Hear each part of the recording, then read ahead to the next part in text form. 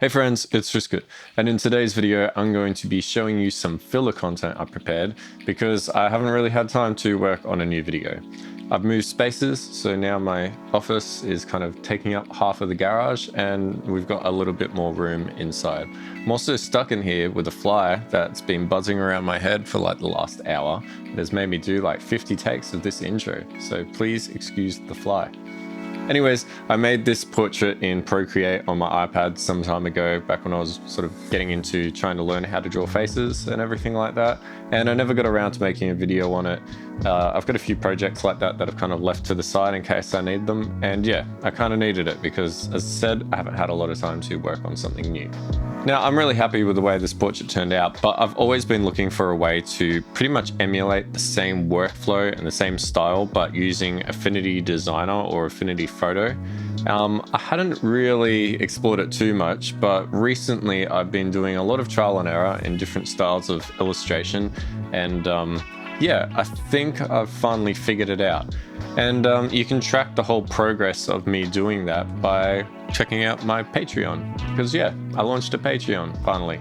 There's been a lot of people that have been suggesting that I do it, and I thought, why not? I'll do it. And I have one little friend, one little Patreon that's subscribed so far, and they are awesome, so thank you very much. But yeah, anyways, there's not really a whole lot on there at the moment.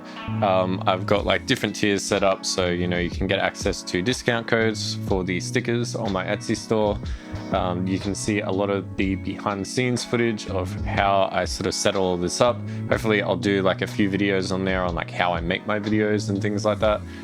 There's some behind the scenes work, like I just said, about the stuff I'm working on, and a lot of that has been this sort of trial and error in using different brushes and blend modes and stuff to emulate this style of portraiture that you're going to see in this video, and also sort of trying it out on my more sort of zany cartoon stuff.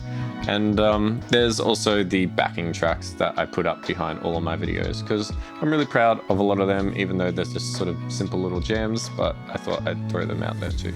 But yeah, it's kind of early days at the moment. I wouldn't mind setting it up so that there is a Discord server or something, so that the community of artists that you guys make up can kind of jump on there and share your artwork and your ideas and workflows with one another and sort of, you know, start building something a little bit bigger. I know some of you talk down below in the comments section, but I think it'd be really cool if we could sort of do that collectively and explore this world of art together.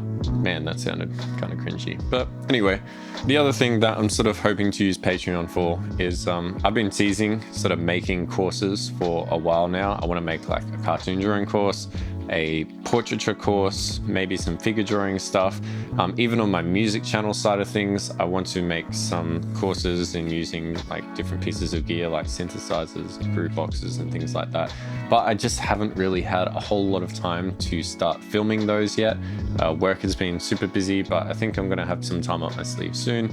So yeah, the idea is that I want to be able to sort of make several videos and share them on Patreon as kind of like an early access, not only so that people who are subscribed to my Patreon are really getting their money's worth, but I think it would be a really good way to get feedback from the people I'm targeting this course towards and kind of really make it the best that it can be.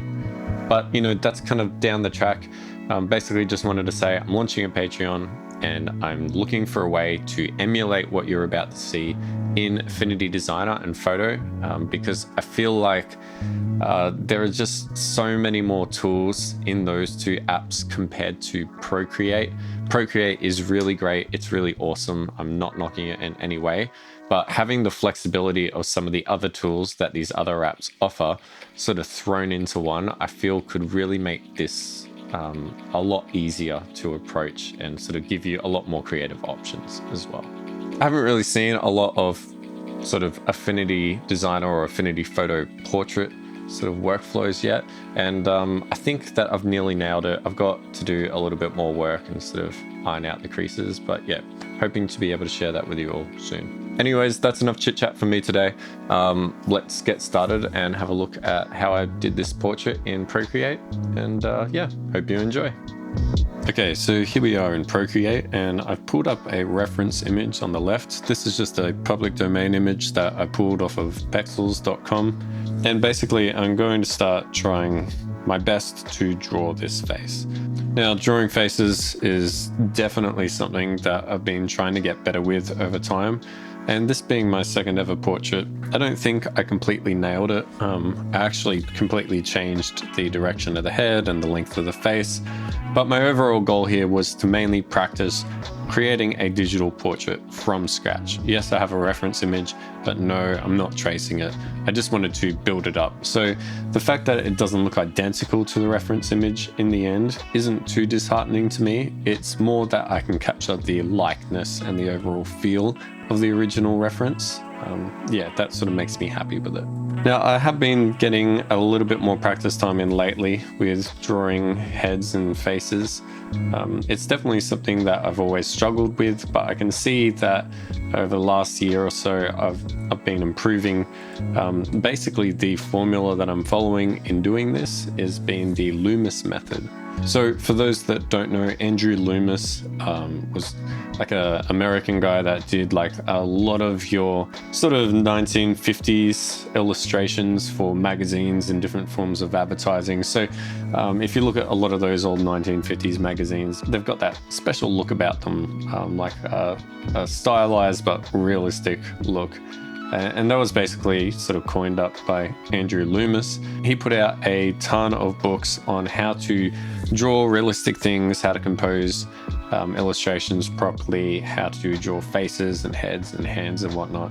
And although, like, you know, it's not exactly figure drawing, a lot of those rules or guidelines for how you can go about drawing a face still sort of stand strong based on what he published back then. And my final illustration definitely looks very different. As I said, her head is pointed at a different direction. Her eyes are definitely bigger and her nose is slightly smaller. The lips kind of look a little bit weird and the hair is quite different as well. But you know, I did my best and I feel like it was a decent enough starting off point for me to start the proper illustration. So now I essentially am creating a new layer underneath this outline and I'm starting to put in the major shapes. Now I've already done a video on the first ever portrait that I did this way, so I'm just going to overlay some footage that I recorded back then.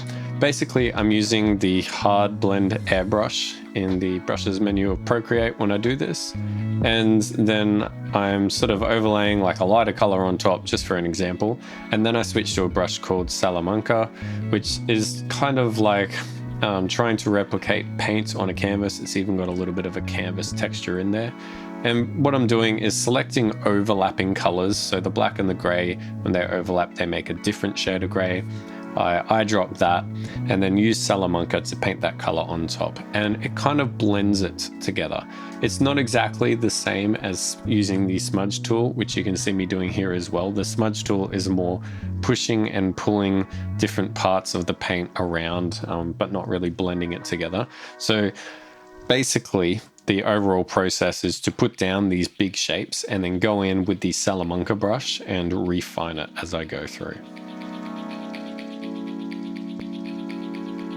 So as I'm working through this, I'm constantly looking over at the reference photo that I pulled up to start this work with. I'm looking for different intensities and shapes. This is kind of going back to when I used to airbrush portraits with like a physical airbrush. A lot of my training in that was sort of how to deconstruct an image and kind of label it in your head. It's kind of hard to explain, but for example, you know, her hair is quite black, so I would paint that at like 100% intensity, and something like her cheeks are quite soft, but there is a little bit of darkness on the side, so maybe 25% intensity. Kind of breaking these up and picking out the sort of main key areas as I go, and then just constantly checking with the reference material and making sure that it matches. Now, obviously, it's not going to be 100% accurate, but as long as it looks like a realistic face by the end of it, I'm pretty happy.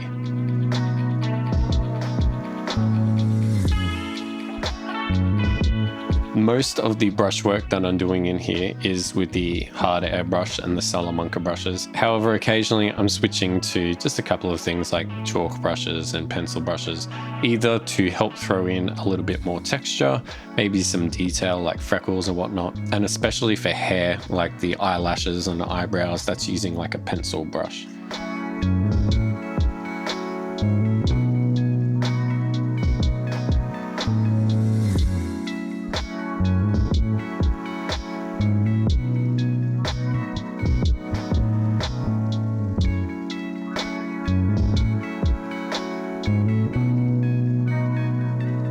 As for the order in which I sort of complete this illustration, so you saw at the start that I get like a general proportioning of the head. I make sure that everything is going to sort of line up and be in the correct position. But then when we go to painting, I like to sort of go all out and paint in the overall shapes, like the strongest, you know, if you were to blow your eyes slightly or squint your eyes, if you can't blur your eyes, because I know some people can't do that. So yeah, if you were to sort of blur your vision and pick out like the darkest areas and the lightest areas, you want to paint those in first, because that's sort of the key elements that are helping compose sort of the portrait. And then you want to start going in and picking out the detail. So I like to start right in the center of the face with the nose. It's kind of weird. Digitally painting a nose is sort of no trouble for me, but when it comes time for me to sketch it with a pencil and paper, I tend to have a little bit of trouble because I don't do a lot of shading when I'm drawing portraits with a pencil, and that's definitely something that I have to work on and get better at. But either way, we're starting in the center of the face and sort of going out from there. So starting with the nose, and then moving up to the eyes and then back down to the lips, we basically have the hardest parts of the illustration knocked out of the way first. Then I like to sort of move around the face, make sure everything's looking hunky-dory, and then move on to things like the hair and the neck and the shoulders and whatnot.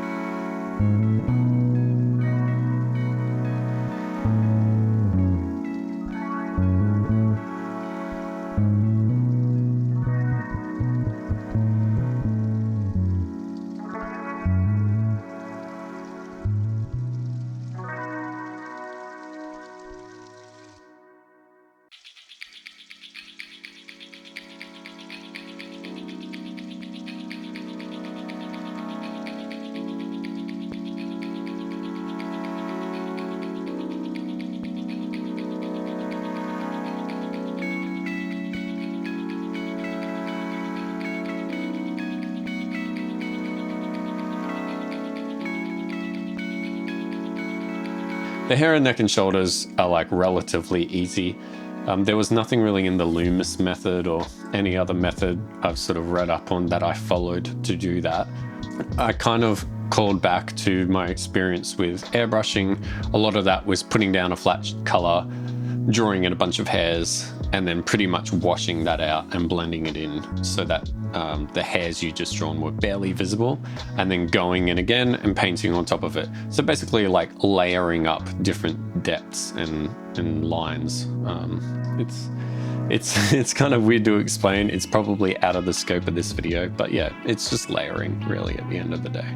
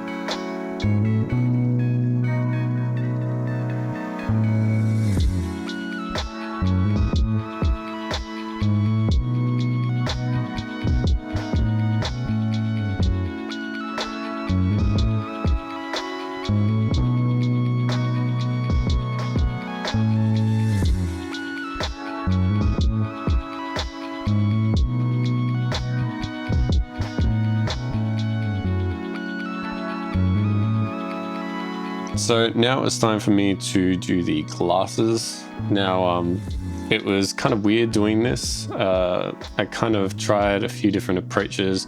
The glasses have a very hard surface, whereas, you know, everything else in the illustration is quite soft. And I didn't like the contrast that I was getting as I was working on this. So I actually spent a lot of time sort of tweaking how I did the glasses. I wanted them to look natural, but not look like they were just sort of smacked down on top of the drawing. So yeah, that took like a lot of refinement. I was going over it with a very small Salamanca brush and just sort of kept coming in and redoing the highlights. And then by the end of it all, I realized that I'd stuffed up the angle and it was, they were really wonky. So I had to erase parts of it, come in again and redraw it. There's a few tools in Procreate that are basically like the liquify tools you'd find in Photoshop or Affinity Photo that let you sort of push and pull different things around. So I made sure that I did the glasses on a separate layer and then used the liquify tool to sort of position it into a more appropriate position that looked a little bit more natural. And then it was sort of time to come in and paint like very soft shadows underneath those to make it look like they were actually attached to her face.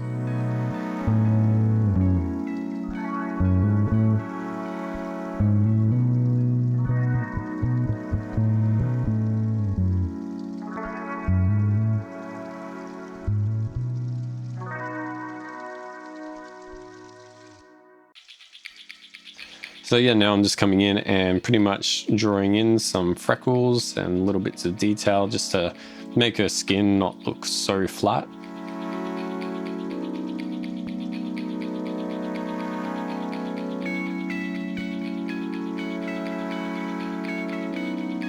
I sort of like to just duplicate everything and then smudge it all over the place and throw in a funky couple of like chalk and wish-washy brushes and whatnot, really mess it up and then find a way to sort of blend that back in with the original and slice off the bottom just to give it like a kind of stylistic finish. And there you have it. That's the end result.